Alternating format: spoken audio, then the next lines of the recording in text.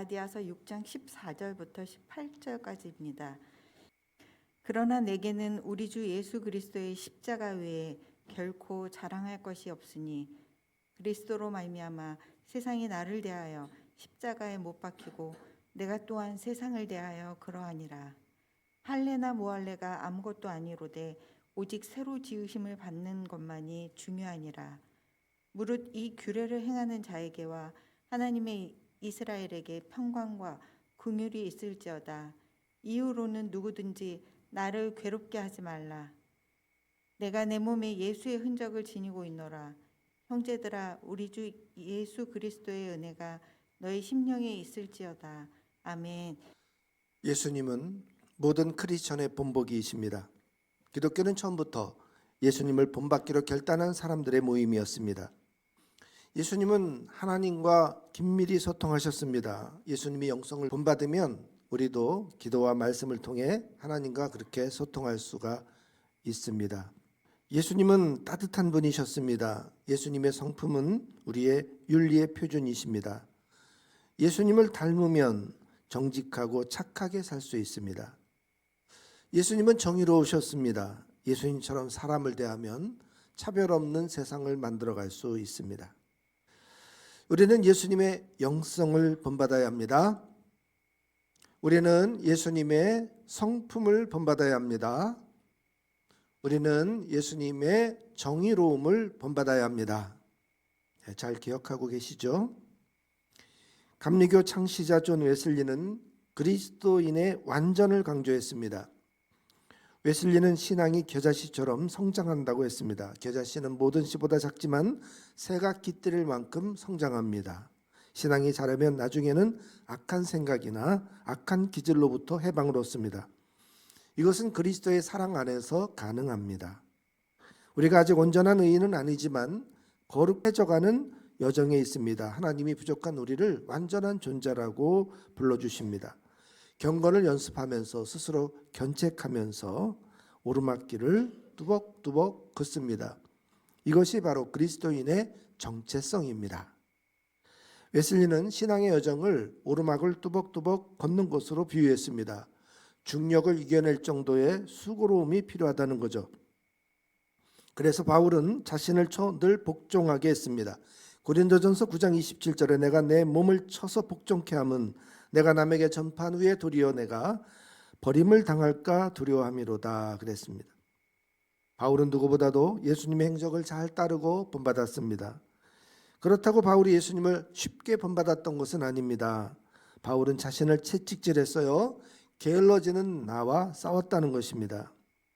잠언 6장 10절 11절 말씀에도 좀 더 자자, 좀 더 졸자, 손을 모으고 좀 더 누워 있자 하면 내 빈궁이 강도같이 오며 내 곤핍이 군사같이 이른다고 했습니다. 맛있는 거 더 먹고 싶고 편히 더 눕고 싶고 오락도 더 하고 싶고 TV도 더 보고 싶습니다. 하지만 게을러지면 살찌고 건강해지죠. 무엇보다도 세월이 축납니다. 신앙도 마찬가지입니다. 기도하고 성경 읽고 예배하려면 부지런해야죠. 거기다 봉사도 해야 하고 전도도 해야 됩니다. 남보다도 부지런해야 교회를 다니고 예수님을 믿을 수 있습니다. 우리 힘들어도 뚜벅뚜벅 이 신앙의 여정 오르막길을 올라갑시다. 날마다 독수리처럼 주를 앙모하며 올라갑시다. 내 힘으로 오르는 게 아닙니다. 하나님이 그 힘을 주십니다. 이사야서 40장 31절 말씀에 오직 여호와를 앙망하는 자는 새 힘을 얻으리니 독수리가 날개치며 올라간 같을 것이요 다른 박질하여도 곤비하지 아니하겠고 걸어가도 피곤하지 아니하리로다. 하나님이 그 힘을 주십니다. 오늘 본문은 갈라디아서를 마치면서 쓴 구절입니다. 바울은 갈라디아 교회 편지를 쓰면서 자신의 사도직에 대한 이게 사람에서 난 것이 아니라고 항변을 하면서 시작합니다. 보통 편지를 쓸 때는 인사글부터 시작하는데 갈라디아서 1장 1절을 보면 인사가 생략이 되고 대뜸 내 사도직에 대한 이야기를 시작을 하죠. 바울이 약간 화가 나 있었습니다. 누가 바울의 사도권을 의심했는가 봅니다. 1장 6절에도 보면 다른 복음 이야기를 해요. 바울이 전한 이 복음을 정통성에 시비가 있었던 것입니다. 어떤 사람들이 다른 복음을 전하면서 바울이 전하는 복음을 깎아내렸습니다. 그래서 갈라디아서를 우리가 작은 로마서라고 부릅니다. 그 이유는 바울이 갈라디아서를 쓰면서 기독교의 교리, 내 복음, 이 다른 복음과 다른 진짜 복음이 뭔지를 써내려갔기 때문이죠. 그래서 갈라디아서 쓴 다음에 바울은 로마서를 쓸 때 그때 썼던 그 교리의 내용을 좀 더 자세히 풀어서 썼습니다. 로마서가 좀 더 그래서 긴 편지가 되었죠. 그리고 갈라디아서 이 편지 마지막에 이후로는 누구든지 나를 괴롭게 하지 말라. 바울의 정통성에 대해서 의심하지 말라는 뜻입니다. 그 근거가 자기 몸에 예수의 흔적을 가지고 있다는 거죠. 이 흔적을 갖고 있으면 어떤 세력이 와서 해코지를 해도 방어 무기가 될 수 있다는 거예요. 야, 너 이런 거 있어? 그러면 딱 꺾어지는 거죠. 흔적이란 단어는 헬라어로 스티그마입니다. 표식이라는 뜻입니다. 목장 주인이 자기 소나 양에게 불에 달군 낙인을 찍어서 소유주 자국을 남겨요. 노예의 몸에도 주인이 불도장을 찍어서 자기 소유 표시를 했습니다. 특히 도망칠 염려가 있는 노예에게는 얼굴에다가 이마에다가 그 낙인을 찍었어요. 본문에는 복수형 스티그마타로 되어 있습니다. 한두 개가 아닌 여러 개의 흔적이라는 거죠. 바울은 전도 여행하면서 고난 가운데 많은 상처를 입었습니다. 옥에도 갇혔습니다. 그때는 죄수나 전쟁 포로에게도 낙인을 찍었어요. 그러니까 바울의 몸에도 그런 낙인이 있었을 겁니다. 태장을 맞았어요. 또 돌에 맞기도 했습니다. 수많은 위험과 고비를 넘겼습니다. 그래서 몸에 이런저런 흉터가 있었을 거예요. 그것들이 모두 예수님 때문에 생긴 자국들입니다. 저도 교회를 짓다가 이 손에 9반을 꼬맨 상처가 있어요. 칼에 이렇게 베는 바람에. 뭐 이거 바울에 비하면 내놓을 만한 거는 못 되지만 성전을 짓는 목사님들이 있으면 가가지고 이런 거 있어야 적어도 예배당 졌다고 할 수 있어. 이렇게 한 번씩 뻐기고 있습니다. 예수님의 흔적은 십자가의 흔적이죠. 양손 가발에 못이 박히고 또 옆구리에는 창이 찔리시고 또 가시 면류관에 찔리시고 그리고 이 몸통에는 그 엄한 로마의 채찍으로 살점이 찢겨 나갔던 그 자국들이 있었어요. 예수님이 부활하시면 그 변화된 몸이었기 때문에 이런 흉터들이 깨끗하게 지워질 줄을 알았습니다. 그러나 주님이 부활하셔서 바로 그 십자가의 흔적들이 부활의 증거가 되었습니다. 의심하는 도마에게 그 십자가의 흔적을 내보이셨어요. 내 손가락을 이리 내밀어 내 손을 보고 내 손을 내밀어 내 옆구리에 넣어보라. 그래야 믿음 없는 자가 되지 말고 믿는 자가 되라. 영으로 나타나신 게 아니에요. 육신이 온전히 부활하셨습니다. 그래서 이 구멍 뚫린 곳에 네 손가락을 한번 넣어보라는 거예요. 그 흔적들은 예수님의 모진 고난을 나타낸 것입니다. 그 흔적은 예수님이 꾸민 인물이 아니라 역사라는 것을 말해줍니다. 그래서 부활하신 그 새 몸에 그 십자가의 흔적을 그대로 가지고 계셨습니다. 바울도 그런 십자가 흔적을 가지고 있었죠. 14절 말씀에 보면 바울은 내게는 우리 주 예수 그리스도의 십자가 외에 결코 자랑할 것이 없으니 그리스도로 말미암아 세상이 나를 대하여 십자가에 못 박히고 내가 또한 세상에 대하여 그러하다 그랬어요. 무슨 말이냐면 내 쪽에서 보면 세상이 죽었고 세상 쪽에서 나를 보면 내가 죽었다 그런 뜻이에요. 바울은 십자가 흔적으로 살았습니다. 세상의 즐거움을 다 버렸다는 거예요. 예수님과 십자가만 알고 살았습니다. 본문에서 보면 율법주의자들이 할례받은 육체를 자랑했어요. 그러나 바울은 십자가 외에 자랑할 게 없다고 했습니다. 그래서 바울은 이 할례의 흔적보다도 십자가의 흔적을 더 귀하게 여겼습니다. 바울의 흔적은 모두 전도하다가 얻은 상처들입니다. 예수 믿으면 만사가 형통하고 기쁨이 샘솟고 평안의 축복을 받죠. 그런데 예수 믿기 때문에 찾아오는 고난도 있습니다. 은혜의 깊은 체험을 했으면은 이 고난의 십자가 체험을 할 줄도 알아야 합니다. 고린도후서 4장 10절에 바울은 우리가 항상 예수 죽인 것을 몸에 짊어짐은 예수의 생명도 우리 몸에 나타나게 하려 합니다. 그랬어요. 예수를 믿으면 단맛만 있는 게 아니에요. 쓴맛도 있습니다. 이 쓴맛을 감내할 줄 알아야 성숙한 그리스도인이 되는 것입니다. 소설 철로역정에 진충씨가 나옵니다. 진시라고 충성되다 그런 뜻으로 그 이름을 지은 거죠. 이 진충씨가 여행을 거의 마칠 즈음에 한 가지 간증을 합니다. 나는 나의 상처와 흔적을 주님 앞으로 가지고 나아가겠습니다.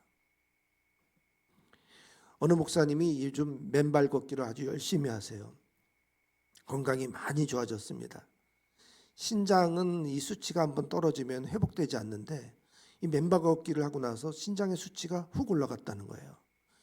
그래서 병원의 의사가 그 표를 보고 너무나 이상해가지고 계속 맨발 걷기 하시는 거 제가 지켜보겠다고 그랬다네요. 보니까 그 발바닥에 굳은 살이 아주 배겨 있었습니다. 사도 야고보는 무릎을 꿇고 기도해서 낙타의 무릎이라는 별칭이 생겼어요. 또 사도 요한은 바닥에 엎드려서 기도하다가 이마를 쿵쿵 찢는 습관이 있었어요. 그래서 그 반모섬의 그 동굴에 갇혔던 사도 요한이 기도하던 그 장소에 이마를 찢은 장소 이렇게 거기 이렇게 있다고 그래요. 또 그 요한의 초상화를 보면은 제가 오늘 주보에다가 초상화 그림을 실었는데 이마에 굳은 살이 이렇게 혹이 툭 튀어나와 있는 그 그림을 항상 그리죠. 요리사는 손과 팔에 불에 댄 흉터가 있어요. 또 축구 선수, 체조 선수, 발레리나 발에 많은 상처가 있습니다. 레슬링 선수 보면 이 매트에 하도 이 귀가 실려 가지고 만두기라고 그러죠. 귀가 이게 다 찌그러져 있습니다. 히브리서 11장을 믿음의 장이라고 그러고 거기에는 많은 믿음의 사람들의 이야기가 나오는데 36절 뒤에 보면 이런 이야기가 있어요. 또 어떤 이들은 조롱과 채찍질뿐 아니라 결박과 옥에 갇히는 시련도 받았으며 돌로 치는 것과 톱으로 켜는 것과 시험과 칼로 죽임을 당하고 양과 염소의 가죽을 입고 유리하며 궁핍과 환난과 학대를 받았으니 이런 사람은 세상이 감당하지 못하느니라. 그들이 광야와 산과 동굴과 토굴에 유리하였느니라. 이렇게 예수 안에서 고난당하는 자들 세상이 감당하지 못한다. 어떤 죽음 앞에서도 두려워하지 않기 때문에 어찌할 방법이 없는 거죠. 세상이 감당하지 못하는 사람들, 예수의 흔적을 가지고 있는 강력한 무기가 있는 자들입니다. 어떤 세상 일도 말리지 못해요. 우리도 예수를 믿으니 그런 예수의 흔적을 남기십시다. 본문 15절에 유대인들은 할례 표식을 자랑했어요. 바울도 유대인이어서 그런 할례 표식이 있었지만 그런 거 내세울 거 없다는 거죠. 돈, 지식, 외모, 건강, 능력, 명예 이런 걸 중시하는 세상입니다. 이런 것들 중요하게 여기면 예수의 흔적 남기기 어렵습니다. 왜냐하면 예수 십자가 복음 교회 이런 건 세상 다음에 두면 안 되는 거죠. 그런데 말로는 예수님 하면서 세상을 더 중시하는 사람들 많습니다. 그래서는 안 되겠습니다. 예수님을 본받고 따르다 보면 내가 앉았다 일어난 자리에 바로 예수의 흔적이 남겨져 있어야 합니다. 얼마 전에 제가 마라도를 갔다 왔어요. 마라도에는 짜장면 집들이 입구부터 쭉 있어요. 그런데 원조 짜장면집이 저 안에 있어요. 거기 찾아가 봤더니 유재석이 앉았다가 일어난 자리에 유재석 자리 있고 또 이쪽에 보니까 아이유가 앉았던 자리 저쪽 방에 가니까 노홍철 정용돈 앉았던 자리 이렇게 해놨더라고요. 거기 앞만 봐도 유재석의 흔적이 없어요. 거기서 이렇게 촬영하다 갔다는데 주인이 이렇게 써붙여 놓으니까 거기가 그 자리구나라고 알지만은 무슨 흔적이 있겠어요. 근데 사도 바울이 다녔던 곳을 이렇게 따라가 보면 거기 꼭 바울의 기념교회가 있어요. 2000년이 지났어도 여전히 그 자리에 그 흔적이 있다는 거죠. 우리의 말과 표정과 행동에서 바로 예수님 비슷한 것들이 나와야 합니다.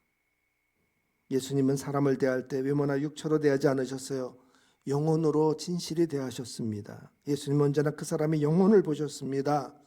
우리도 그리합시다. 그러다 보면 예수의 흔적이 우리 몸에도 내가 머물렀던 곳에도 나타나게 될 줄로 압니다. 부부가 오래 같이 살면 닮는다고 하죠. 같은 밥 먹고 같은 환경에서 맞춰 살다 보니까 그렇게 자연스럽게 되는 것 같아요. 교인들도 보면은 같이 신앙생활 오래 하다 보면 비슷해져요. 교회마다 그 분위기라는 게 있어요. 어떤 교회 가면 굉장히 강직돼 있어요. 군대 같아요. 그리고 뭐 그 서열과 질서가 딱 있어가지고 착착착 맞춰 나갑니다. 우리 멋진 교회는 예수님을 닮는 교회가 되었으면 좋겠습니다. 자, 예수 닮기 이 표로 끝나서는 안 됩니다. 바울처럼 예수, 십자가, 보혈, 구원 이걸 이루는 복음의 교회가 되자. 제가 늘 설교할 때 예수, 십자가, 보혈, 구원 이 네 가지를 외쳤습니다. 근데 여러분이 눈치챘는지 모르지만은 작년부터 제가 두 가지를 더 했어요. 제가 축도할 때도 왕이신 구주 예수 그리스도의 십자가의 은혜와 이렇게 해서 왕이신 걸 강조하잖아요. 우리는 하나님 나라 백성이고 예수님을 왕으로 모시는 그 신학 정신이 더 들어간 거죠. 그다음에 하나가 더 순종. 하나님의 나라 백성으로서 예수님을 왕으로 모셨으면 당연히 그 말씀과 그 뜻에 순종해야죠. 이게 구원의 사이클이 그래야 완성이 되는 거예요. 함께 봅시다. 예수, 십자가, 보혈, 구원, 그 다음에 왕, 순종. 이렇게 해서 우리 멋진 교회 비전이 이루어지는 거예요. 우리 멋진 교회 비전, 그러면 표어는 예수 닮기, 비전은 예수, 십자가, 보혈, 구원, 왕, 순종입니다. 그래서 이 구원의 사이클이 완성이 되는 거예요. 그렇게 우리 교회 비전을 이루어가도록 하십시다.